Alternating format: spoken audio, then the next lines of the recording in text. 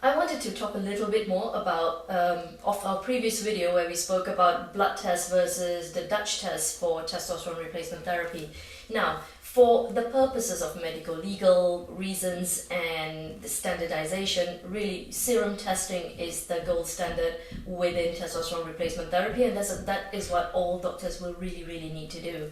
So at the point where I decide to use a Dutch test is when I'm having a patient where everything can seem fine on paper, yet they are not okay.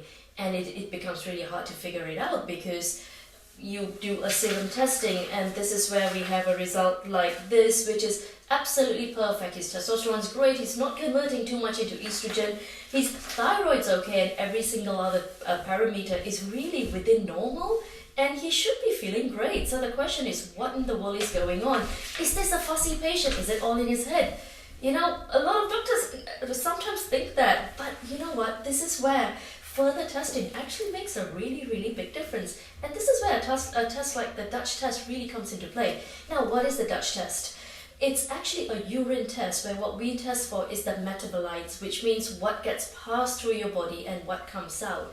And the reason this is really interesting is because it tells us what your body is able to process, what it's not able to process. So if we have something within the blood test, within the urine test, that is more than what you're expecting, you have to question why. Something's going on. Why isn't it the amount that it really should be? So we were very lucky sometimes when we have patients who are willing to do both, where they have they've gone a certain distance with just doing blood tests. Things are not okay, and we can't keep band-aiding it, by the way. That's easy enough to do. I can say, you know what, you're producing too much estrogen, let's do something about that, this, that, and the other. Let's fix all of that with normal medications. We can do that. However, the right approach to do it is really to figure out what is going on. So in this case, where it's the same person, same patient, what we actually discovered was that he was producing way too much estrogen, the right quantities, but it was actually a little bit high. However, it was how his body was processing it. His body wasn't able to. He had something called a methylation defect, which means his body was not able to get rid of it because it wasn't able to process it in the proper way in the liver. So if we were to solve that problem, this issue goes away.